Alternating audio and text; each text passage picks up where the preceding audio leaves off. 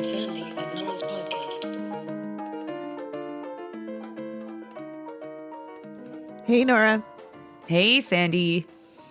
Nora, I need to tell you that I live in a futuristic hellscape. Yeah, I've heard that about LA. It is becoming like unbearably annoying that every time I go for a walk or like am walking anywhere for any reason, there's a fucking robot in my way. Like Sorry, what?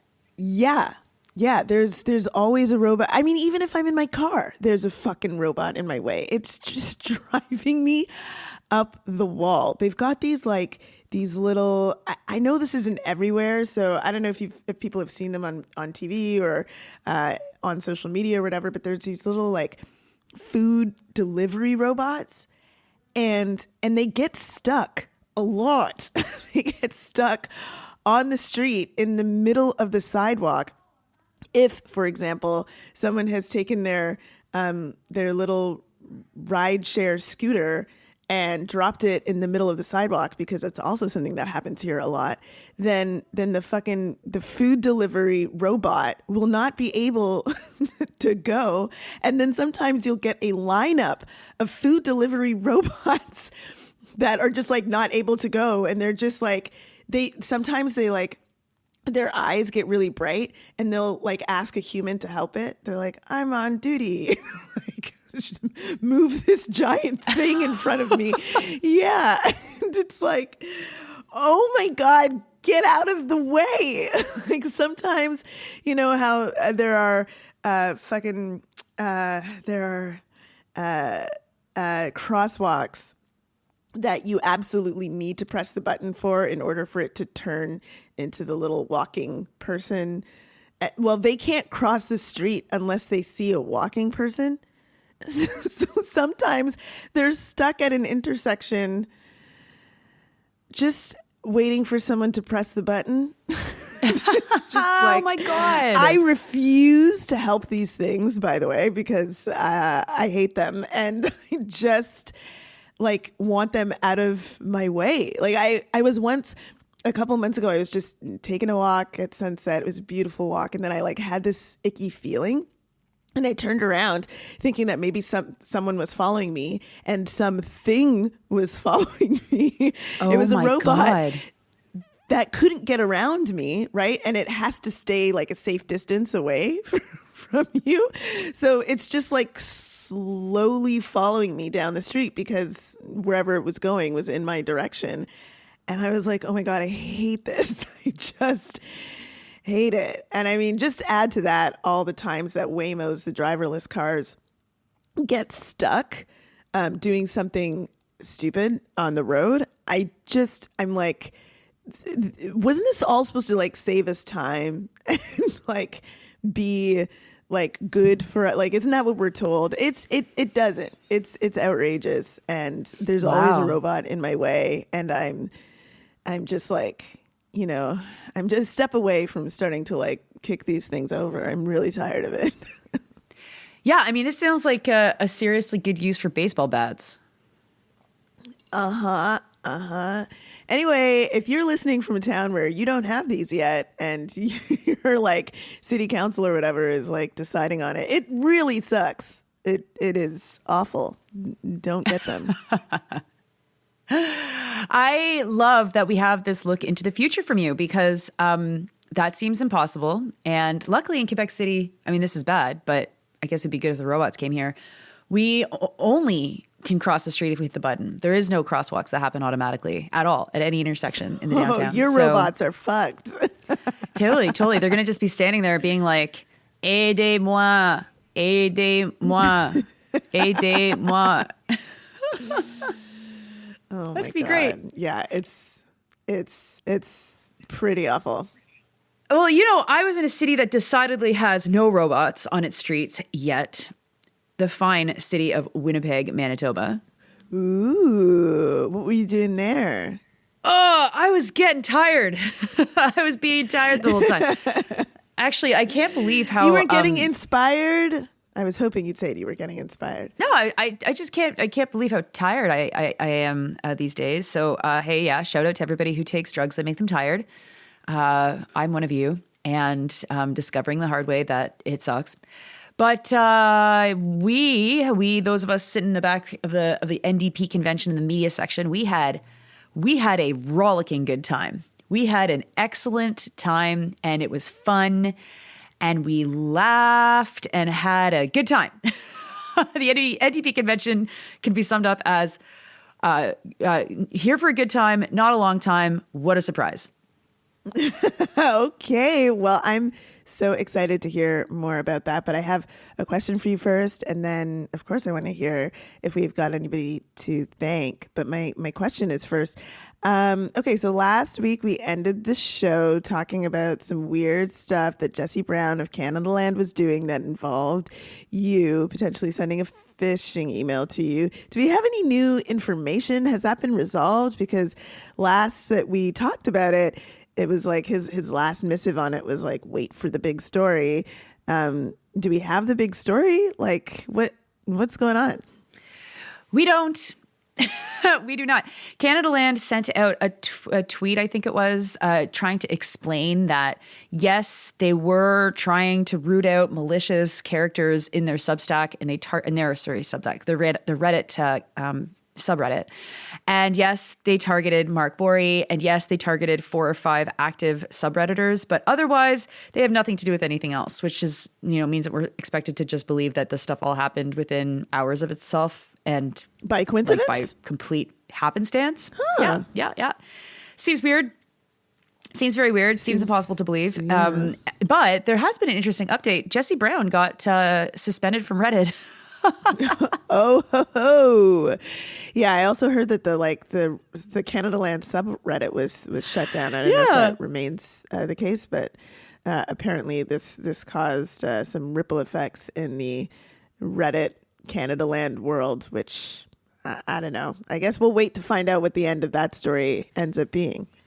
Yeah, I mean, Jesse Brown's much more interested right now in insisting to the world that there is a polite pogrom that's kicking Jews out of public life in Canada, while at the same time trying to kick Avi Lewis out of public life in Canada. Isn't that amazing? It certainly is a contradiction, it seems, that is not easily resolvable unless your entire worldview is shaped by Zionism, in which case, I see the resolution of that conflict. It all makes sense. Yes. And it's important to point out, of course, we're recording this in the week where the Knesset has just passed a law that would give the death penalty to Palestinian prisoners who often are held against like the norms of human rights, and that it would have to be carried out within some unbelievably short period of time, like within 90 days or something of sentencing or conviction or something.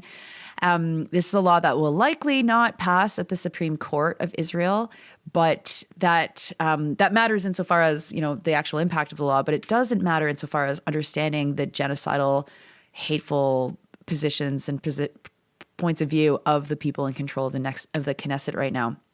So that sucks. And Jesse Brown sucks. And yeah, there's nothing left on the update on the big juicy news that was supposed to be out by now.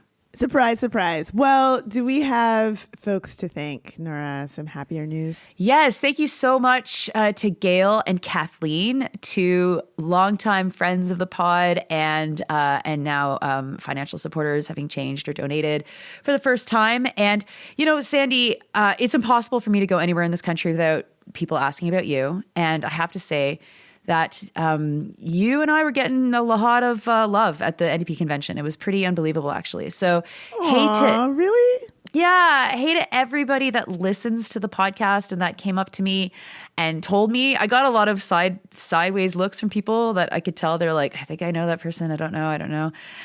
A lot of people surprised to hear my voice and go, oh my God, I know that voice. And then also shout out to the delegate who told me that they became friends with someone at a restaurant because they saw that they were listening to Sandy and Nora and both were dining alone. So, Aw, I love that. That's so fantastic. That's the kind of thing that makes me want to join the NDP potentially. That was a little bit of a joke. Whoa. No, but I would go to a convention sometime. So maybe sometime in the future, it'd be lovely to see some folks for sure. I'm sure that was a good piece. And you know what, Sandy? Like, we don't necessarily think about doing journalism on the road. We have different approaches to the writing work that we do, but maybe we should think about that next time that we actually do Sandy and Nora present wherever we go. Because I brought a camera and live streaming was really easy. And I don't know if you've noticed, but the reaction to the name to Avi Lewis winning from the mainstream press has been kind of nuts. And it's clear that voices like ours are pretty important to set everything right in understanding what the hell has just happened. Yeah. Okay. So why don't we start there? I mean, it's so clear that the media in Canada has been like taken over by right wing forces. It's so clear. Yeah. When you see some of the responses to Avi Lewis's win.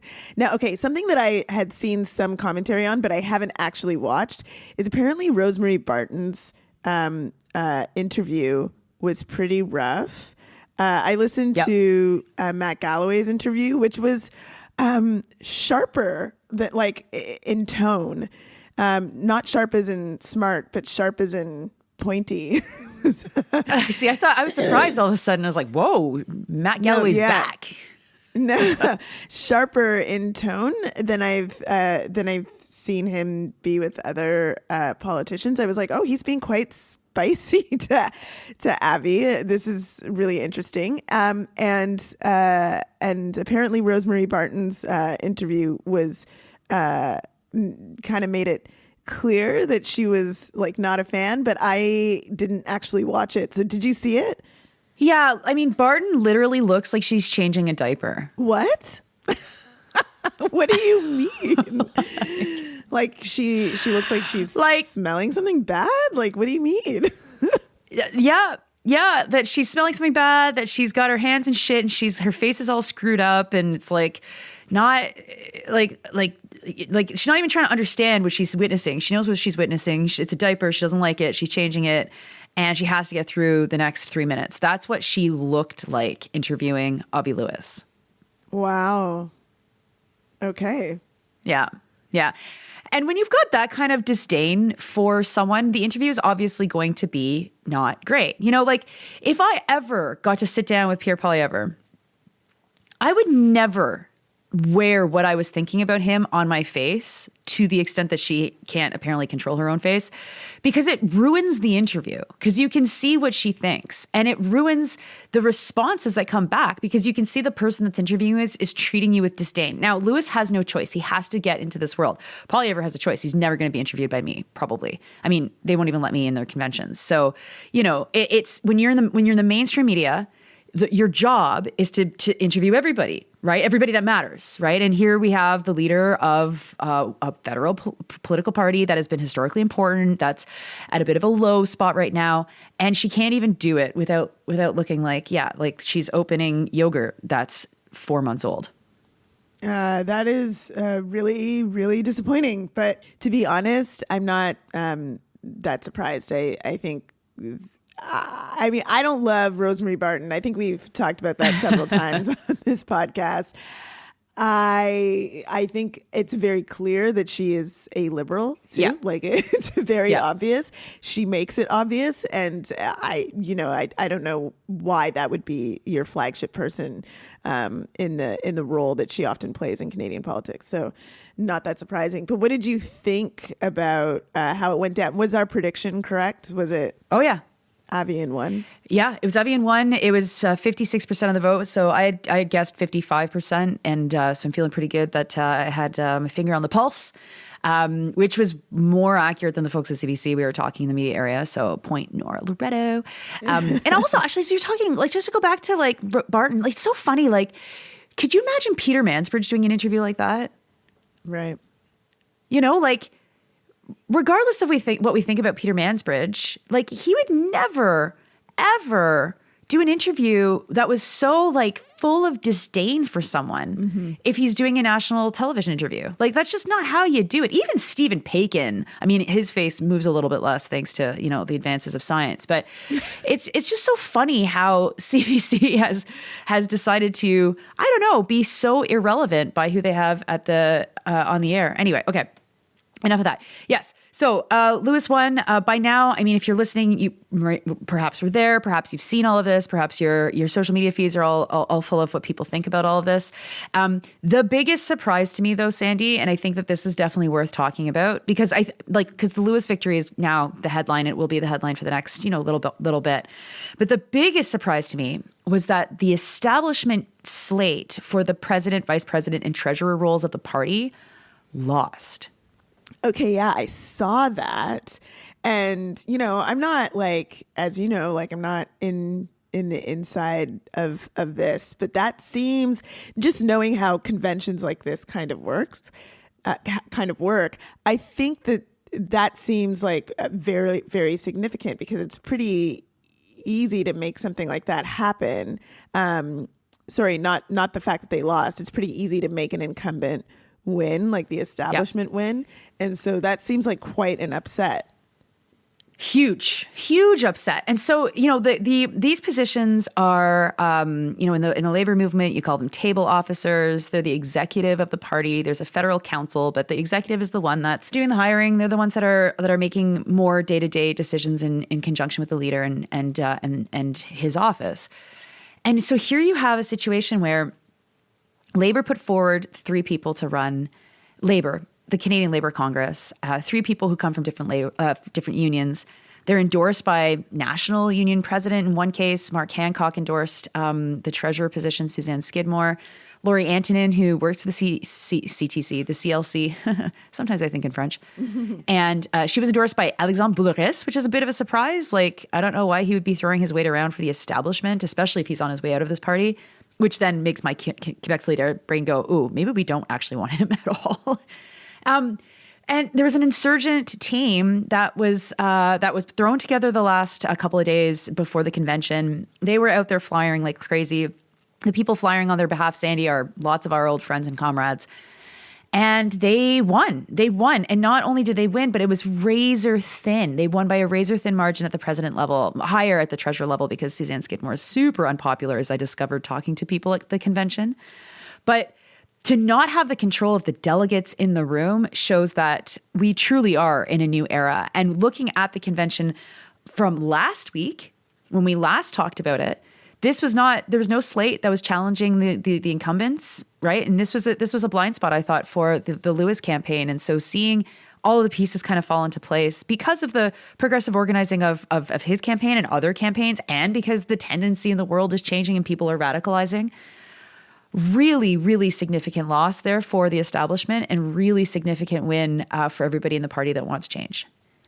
Well, that is very, very exciting, I think, because, I mean, as we've done a lot of traveling over the last couple of years, speaking to people, I mean, so often folks who are members of the party would say that the party needs change, the party needs change, the party needs change, and feeling as though there was no way to do it. Well, it sounds like there is ways to do it, and potentially this could signal that. I hope that's the case, and people get this sort of change in openness, change in democratic procedures that they are looking for. Well, and one thing that I thought was really interesting was the number of people. I mean, I talked to 24 people or more who said almost the exact same thing, that they felt a heaviness lifted off their shoulders. Like they actually physically felt different after that election, that maybe it's possible to push this party forward. Because, you know, a lot of times we speak in amalgams, right? Oh, Mulcair brought the party right. Oh, Jack Layton started the professionalization of the party. But the reality is that it's the same people that have been in the party leadership for like 20 years and more. And if it's not the same people, it's the same tendency. It's the same kind of centrist, chasing the liberals, trying to be, you know, turn the word professional and respectable into meaning like shitty, all right? As if you can't be professional and respectable on the left, right? And And these folks have had an iron grip over the party. Like they really, really have. They have an iron grip over other institutions on the left as well. And the problem with it is like it's that could be an okay way to organize something if you're also continuing to be responsive and meeting the members where they're at and making sure that the members are represented and all this stuff. But that wasn't the case. And so, as you say, people were always frustrated, expressing their frustration to us when we're on the road about how useless this party is. And the lightness that I heard from people, the joy in seeing like something actually advance, it was palpable. And these are kind of untested positions because like for so long they've kind of been figureheads. Like I don't really think probably that Suzanne Skidmore is the one staring at the budget of the NDP other than between meetings when she's got to present something, for example. I imagine that work's being done by the staff. The new executives, I mean, based on the powers that are outlined in the party's bylaws, they potentially can actually do something pretty major here. And so, of all of the criticism and skepticism and cynicism that I have towards the NDP, which, part of it's rooted in these people, which are now gone, means that the path is now way less rocky and way more open for Lewis and his team to actually implement the visions that they wanted. Because if those folks were still there, Sandy, you know this very well, it would be obstruction, it would be fighting over every single kind of thing on policy, on bylaws, on the Constitution, on federal election law, making radical changes impossible. And it would just burn people out even more. So already the task ahead of the Lewis campaign is enormous, is so enormous. But they've removed one pretty critical roadblock already, and it's pretty cool to see. Yeah, that is. It sounds like you may have been a little bit inspired, Nora. That is a really good thing. I've always thought that it makes sense to try to organize, and I'm glad that even if it came together last minute, that people attempted to do that. Now, did you see the impact of that kind of old style, heavy grip organizing in the convention itself? That's a great question. Okay, what did I see? I saw a lot of operatives at the back of the room talking to each other, a lot of heads hung low, a lot of whispering between, like anyone you see in the mainstream media now who's a surrogate for the NDP, they're like direct lines to the former party establishment. And so there was a lot of that kind of those kinds of discussions that were happening all around the media center, because of course, again, those are also the people that are the only ones allowed to talk to the mainstream media, because that's where we're at these days. But what I didn't see were votes being controlled from the floor. I didn't see the regular characters up at the microphone either. Like there's a level of regularity that you expect to see of who's intervening on motions that's related to like VIPs in the party. So, you will see certain union leaders or certain MPs or former MPs getting to the microphone and they get a big round of applause. And that's not part of control necessarily. Sometimes some of those people are definitely part of the control of the discussion and the debate. But then there's other players who absolutely are in control of discussion and debate. And I remember the convention that the NDP had, it must have been during the early days of COVID, because it was hybrid, I think, because I watched from home. I literally could name who was going to be speaking next at the microphone because I know these people and I know the tactics. And I did not see that this time. I didn't see that this time. And I'll also say I didn't experience any, and not that I would have expected to, but of the people that I know who are involved in these kinds of structures or games or whatever, I didn't see any hostility either. I didn't experience any hostility. I think to some extent that people must see the writing on the wall and maybe they're all polishing up their CVs for their next move. But at some level you have to understand when the tendency depasses you, when you've lost control, and you can't like stuff a ballot box to change the outcome. Well, that's all good news, I think. I think that, allowing the membership to have control is the way forward for the NDP, because so much of the consternation and the frustration is about how people feel like they don't have control, and how people feel as though the party is being managed from on high. And so I think that spells good things. And I mean, we shall see. There's a lot to do. Abby Lewis is, of course, not elected. And so that's an issue that needs to be resolved at some point as well, to Parliament.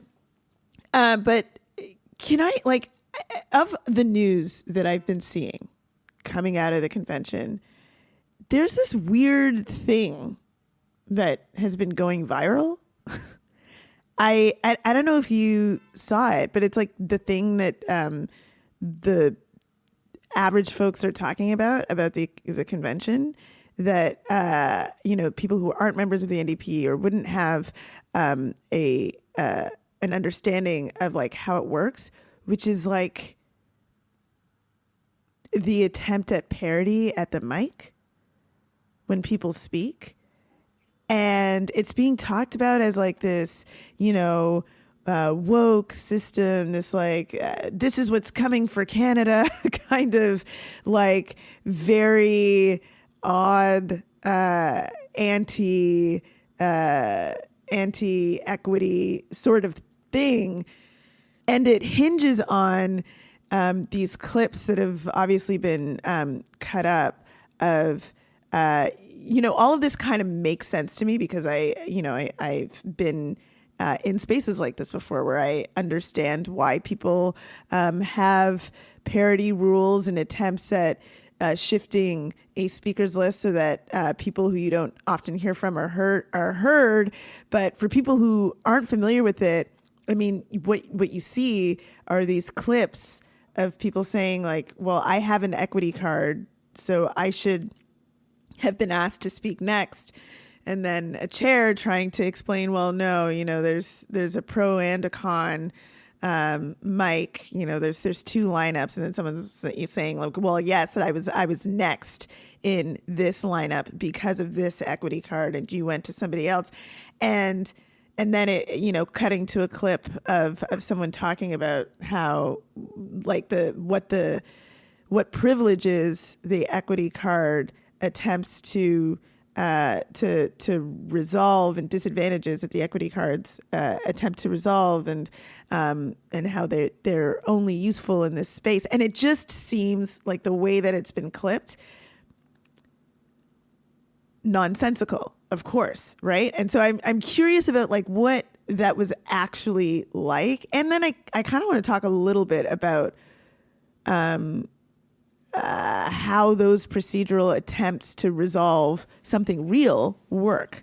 Right. Yeah. So there are always what's called in the convention a point of personal privilege. These happen all the time. They're probably 1 out of every 7 or 8 interventions at the microphone. And a point of personal privilege is when something's happening in a debate that's like stopping you from being able to participate. So like the room's too cold, or someone stole your voting card, or something like that. And you can imagine how that would intersect with equity and identity pretty regularly throughout a discussion. The kinds of interventions that I heard the most were not related to equity and identity in general. They're actually related to language. There was a ton of complaints about the quality of the captioning that was happening live in French, a ton of complaints that people were just not using their translation devices. And so when the chair switched to French, it wasn't understandable, so people weren't voting. And then there were complaints from unilingual Anglophone delegates that the translation devices weren't working, and so the channel wasn't. So that kind of thing is like that takes up a lot of time in like on the floor. And it's completely normal. That happens. That happens at every kind of convention. Every political instance has its own thing. And hell, the Conservative Convention misspelt Congress in French on their lanyards, and they had to throw out 2,000 lanyards at their last convention. So like these things happen, right? But on the question of the cards and on equity, I believe it only came up a couple of times. Like where I say the French language issues, and then also issues about people with disabilities generally being able to access the microphone. I'd say that those were much more present in the discussion than the equity cards. And so no, the way that the far right has turned this into a thing online is not what it felt like in the hall. Now, to make sense of this, though, like you have to understand how the discussion works. So you've got a room that's full of 1,500 people that all have the right to speak at the microphones. You have microphones that are designated for pro and con. Now, right off the bat, a lot of delegates don't understand that. And so you already have people that are lined up at the wrong microphone. The chair is like, okay, we have done one pro, one con, one pro. We're going to the con. The con person starts saying something that's pro, and then everything's thrown out of whack. And then the chair is like trying to cut them off, and they're like, oh, blah, blah, blah, and then there's a little bit of a fight. That happens all the time. So on top of that, you have gender parity. And so like man, woman, non-binary, trying to alternate between that. And that's what the equity cards were for at the federal level. And I think I understood this, but do correct me if I'm wrong, people who are there. There were some delegates that were confused that the equity cards were not including other kinds of equity, other kinds of identity, as they do in other instances of the NDP, like the Ontario Convention. So people who are used to an equity card being used for, let's say, race, weren't being recognized because at the federal level, the policy just relates to gender.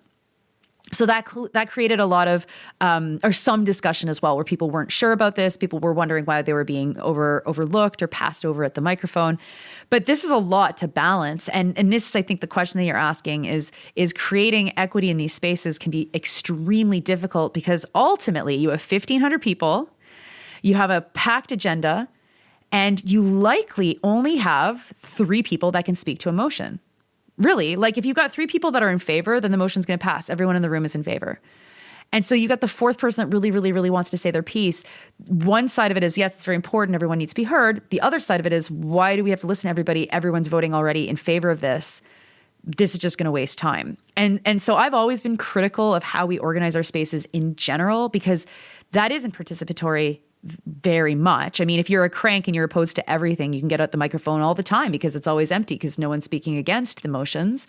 But you have so many competing complaints in terms of time constraints, not complaints, constraints.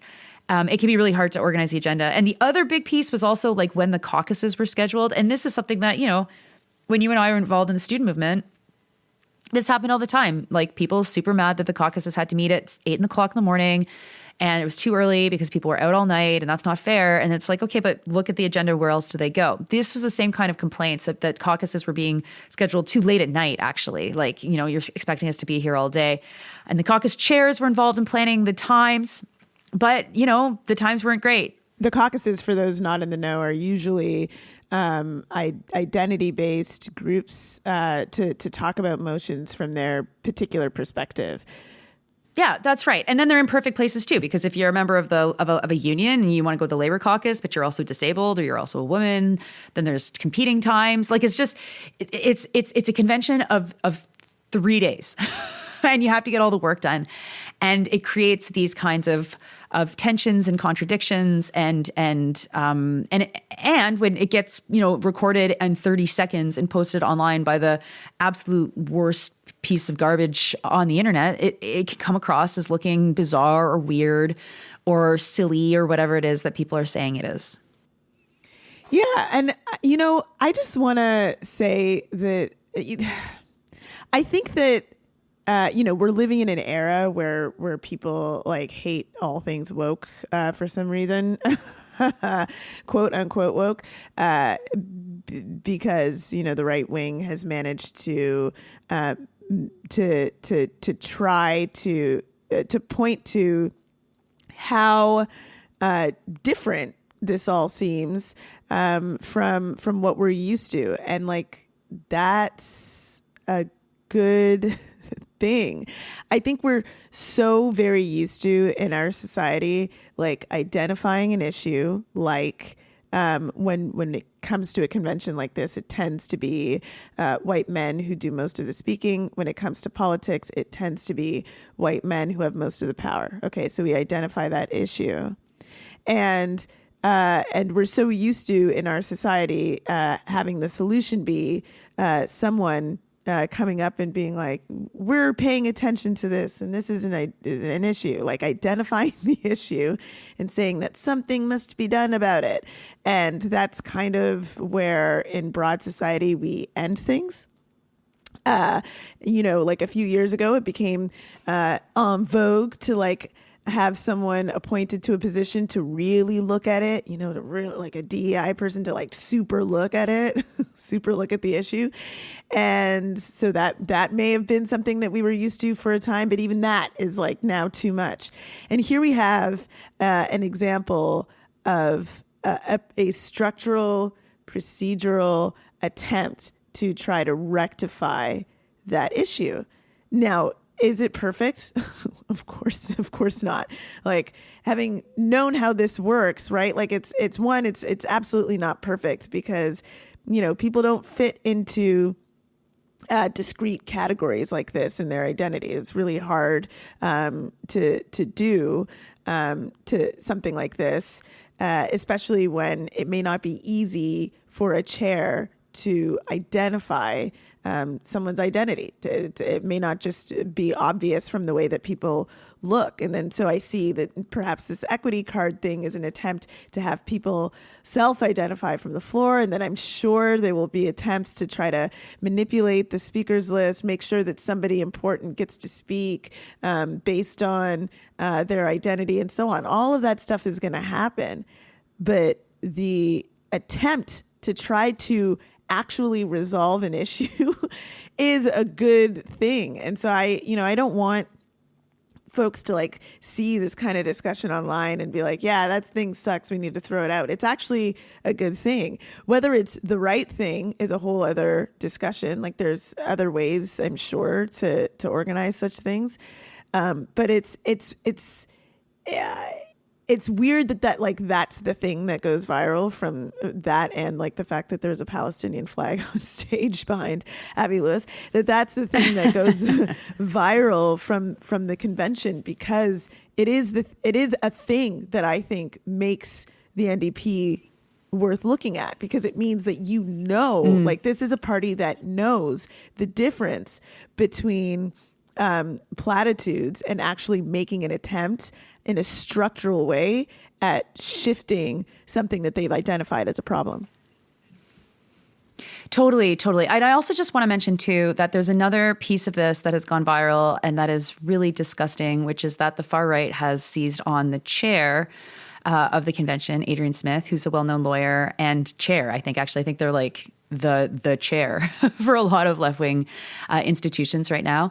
And Adrian's chairing was very good. They shared the stage with Sylvia Sufi, who you and I know also as a chair, who's also very good.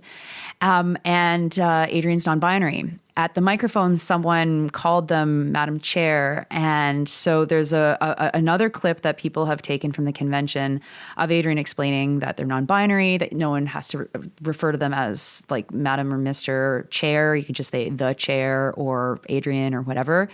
And the far right is obviously seized on this in the anti-trans panic and just trying to denigrate the NDP and attack Adrian personally. And so that's really disgusting. And our solidarity with you, Adrian, if you happen to listen to the podcast. Absolutely. But that's a good reminder of how none of these issues are really being discussed seriously. Like no one's actually raising this because they think that there's a better way to do this. They're raising this because they are transphobic, homophobic, and like they just hate the NDP. Now, that being said, I do think that there's interesting a need to have discussions about how you make things more participatory, because you cannot have a participatory discussion really in an area that it's that big. And one of the things that I learned while being involved with Quebec Solidaire was how Quebec Solidaire does their convention motions. It is so different and it's so interesting. Now, it takes a lot more organization, but what they do is motions are served by riding associations 6 weeks in advance or something. And then the leadership then takes a look at the motions. Some motions are combined because undoubtedly there's like issues that, you know, people are trying to do the same thing for. And they come up with what's called the cahier synthèse, like the synthesized booklet of motions. That is then sent back to the riding associations to then vote on. And that's where riding associations are able to submit amendments. And I believe then the cahier synthèse is sent back again with all of the amendments. So you have all this in advance and you have who the amendments are coming from. And your General Assembly has actually met twice before you're actually at convention and voting on certain things.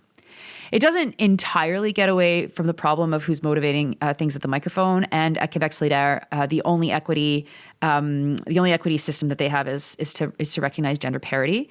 However, it does ensure that at the riding level, there is a robust debate on all of the changes and all of the motions that are coming forward. And then the idea is that you've come to the convention with a mandate already from your local. There are some riding associations that likely are discussing how they're voting on certain issues. But the issue that I have with the motions that often get debated at the NDP convention in terms of policy is that they're just so obvious. Like they had a big debate on whether or not they should support closing loopholes for Canada's arms exports to the United States. Like, should this be policy? And it's like, you just served the motion in the House of Commons. Why are you having this discussion? Mm-hmm. Like, what, is this going to fail? Like, that doesn't make any sense, right? And so I think that there also has to be a real thinking about what is policy. Like, does the party need to have policy on everything? And if there's no link between what the policy is and what the priorities of the party are in the House of Commons or in elections, then what the hell's the point of this at all? Like, is this just model UN? One of the motions that I saw, I think perhaps the only one that failed, although I wasn't paying super close to the policy discussions because, I did have to take breaks. But someone had served, or some ridings had served, a motion for Canada to seek membership in the EU. Oh. Terrible idea. Bad idea. Mm-hmm. Yeah. It failed, which was very great to see, but there was actually a vote. Like, I think Adrian was the chair at that point, and they almost I considered like openly counting the vote because it was close. And so, that was great to see it fail and to see that there was a bit of debate. But this is it. It's like, what are you even discussing is a huge question that I think that is part of party renewal. And I would love to hear if there's people that are thinking through this, like, get at us, let us know. Yeah, one of the things that I always found, frustrating on both sides of the issue actually was, when we used to do this stuff in the student movement, was this idea that discussion isn't always necessary. And like, if everybody is on one side of the issue, then yeah, of course, like, why do you need to have a discussion about something? You can just go to the next thing. But then I came to to have a more measured reaction to that towards the end of my time in the student movement, which was that, people do need to understand the arguments for a thing. And discussion helps people figure out how to talk about a particular issue back in their local communities. And so in some ways, the discussion should be held somewhere, if not at the large convention level for every issue. It still needs a place to be held so that people can become more skilled at having the discussions with people that agree with them, but also with people who don't. And, there was oftentimes issues that everyone was on the same side of that, people would extend the speakers list on because it was important to make the statements that needed to be made, depending on what the issues were at the time. And so I do think that there needs to be a place for discussion. And I also think that discussion helps people feel as though they have the control over the party that they are seeking when we're hearing the feedback that the people don't have an ability to have any sort of influence on the party. I think that if they figure out a way to structurally make sure that people have a chance to have that discussion, that will be a part of helping people to feel like the NDP is their party once again. Totally. And also like with these policy motions, like that education piece about these issues is really important, because if you're, the loophole legislation is a really good example of this, private members bill. There's a lot to learn about the fact that Canada, respects international law and is a signatory to all these treaties that dictate how we report as a country publicly what kind of arms are being exported around the world, except to the United States. And I'm not sure that at the microphone that level of detail was gotten into, right? This is the other thing, and I heard this a lot. So many people find the yelling into the microphone, bluster, often of male union leaders, to be so off-putting and so unnecessary. Like the number of times people got out of that room and said to me, "Oh my God, I didn't need to be yelled at." Was like a lot. And so again, it's like, think through these structures, think through what you're trying to achieve here. There's not really any educational work being done at the convention. And is that the place for it? I don't know.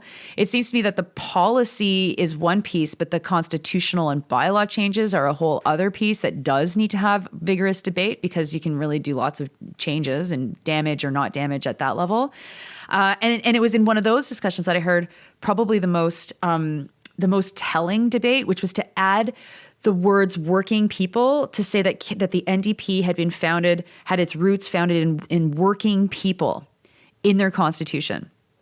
And in the debate, the argument was, well, we're the party of the working class. Poilievre thinks that the Conservatives are the party of the working class, and we are asserting that today in this constitutional preamble.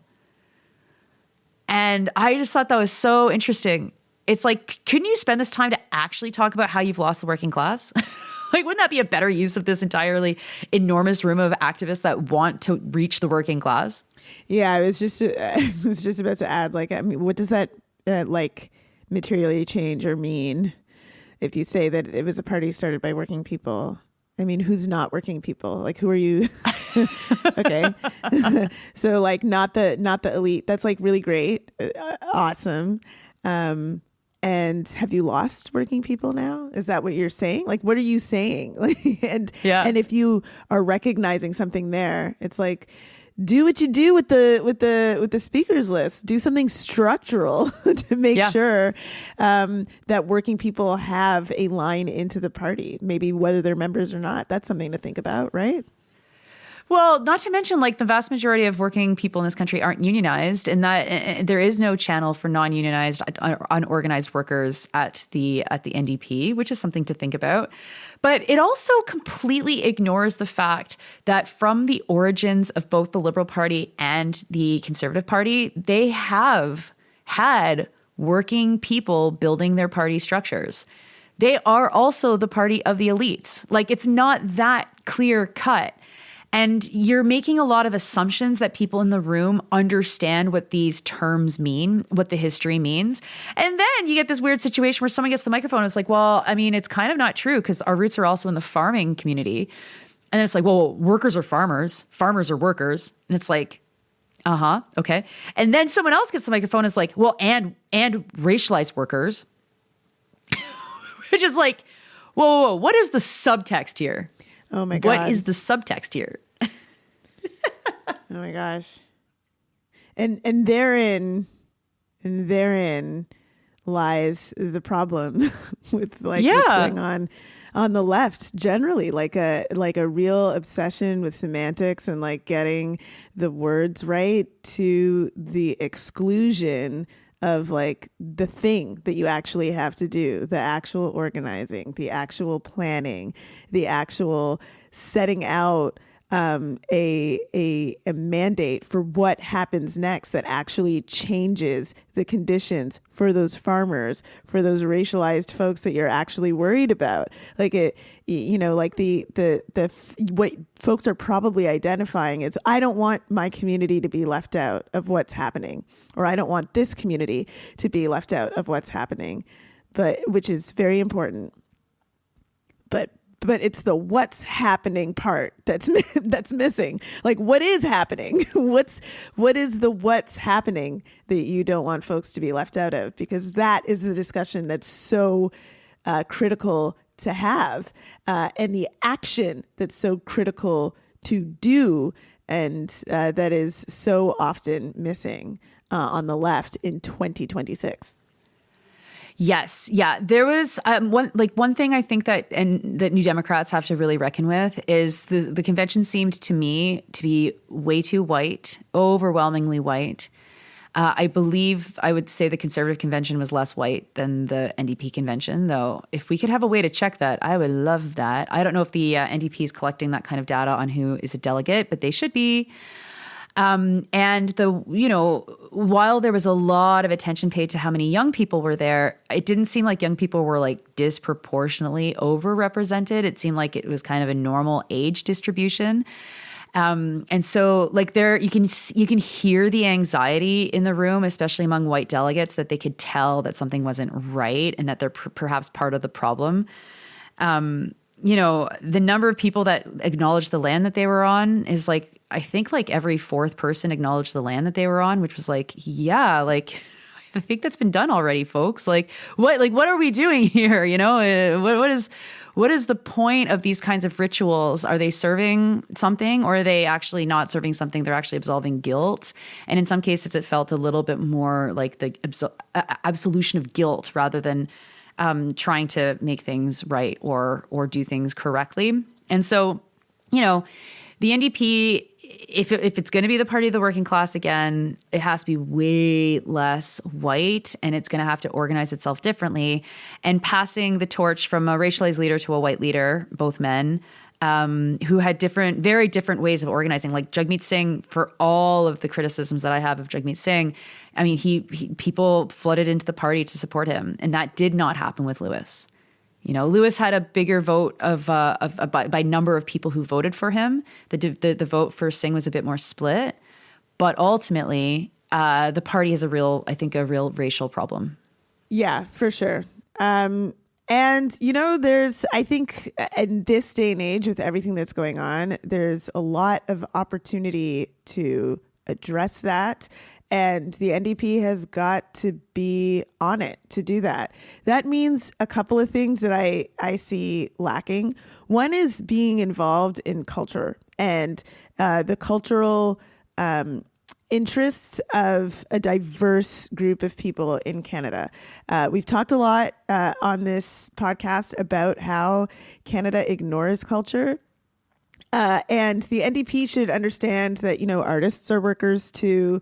And the cultural landscape is really, really exciting in communities of color, in queer communities, and so on. And so the NDP needs to be a part of that. I mean, gosh, the Junos, the Juno Awards, there was a lot of discussion about how some of Canada's most exciting music makers of the past and of today, folks like Julie Black and Socrates, are having their music heralded by like a new generation of music makers like Toby, and how they didn't get the accolades that they deserved in the past, and still today, struggle with their careers as folks who have made a sound for Canada that has allowed someone like Drake to explode on an international stage. Which party is addressing that issue? Which party? None. There is none. And yet there's so much activity on the ground when it comes to stuff like this, initiatives from folks like To Be Young, creating theatrical experiences for people of color, initiatives like Manifesto, making sure that there are opportunities for racialized folks who want to make music.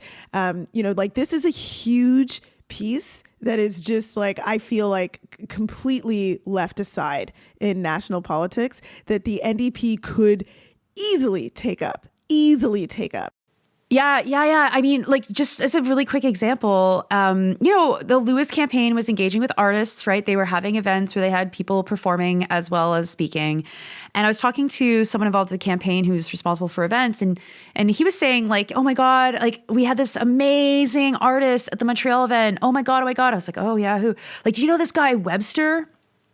And it's like, Webster, for anybody that's not from Quebec, is like one of the most known rappers. He's from the Limoilou All-Stars. A huge deal. He's an enormous deal. And not only, I mean, not that someone just a rapper is like not just a rapper, but like not only is he just a rapper, but he's a historian. And his song, Quebec History X, which if you don't know it, look it up, Quebec History X, is amazing. And he has organized, he's the reason that people know anything about Black history of Quebec City. And his sister is an artist.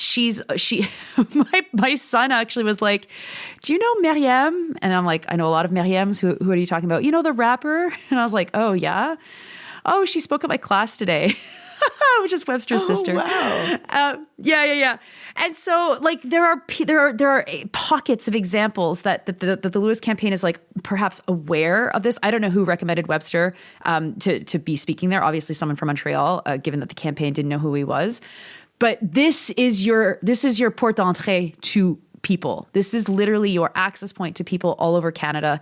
And you can see the power of it. It's fun. It's engaging. It's critical.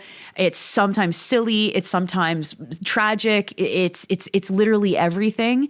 And if Lewis, Avi, if you're listening, and you should be listening, like, just appoint someone whose job is to do this. Appoint someone to be your cultural point person. Right? You can do that. And I think that is going to be the kind of engine that the NDP needs to propel itself beyond where it has been in the last 3 decades. Yeah, and it was kind of one of the things that made Jagmeet Singh interesting to a whole swath of people who were moving into the party, because he obviously understood a culture that the NDP typically wasn't a part of. And so if you're looking around a convention and saying, like, this place is really white, well, you've got a problem that starts at culture, but certainly doesn't end there. I mean, there's also the other opportunity that I'm thinking of is the passage of Bill C-12, which is, we spoke about this on the podcast before, this sweeping immigration reform that makes Carney look a lot more supportive of Trump's policies when it comes to migrants than anybody looking to have elbows up at all. And it's like, the NDP has an opportunity here to point out the contradictions between a Canada that will have a specific attitude to rightfully making sure that people from Ukraine who need a place of refuge have that, and people from Haiti who need a place of refuge do not. The difference between a Canada that prides itself in being different than the United States, who are now looking to get rid of a whole bunch of people's applications for green cards that have been waiting for a long time to mass wash away these things. Like making sure that the NDP is speaking directly to these communities and not just in platitudes, because it doesn't work to just speak in platitudes. It doesn't work. You have to make sure that you are actually first of all, having members that are embedded in these communities and addressing what these communities needs, what the community needs are. And for a lot of racialized communities in Canada, they're going to overlap with migrant communities, and that is a place where the policy and the work that you prioritize can people are looking for an alternative to the Mark Carney, to the Pierre Poilievre mission when it comes to migrant communities and immigration, because their shit looks the same. So yours needs to look different.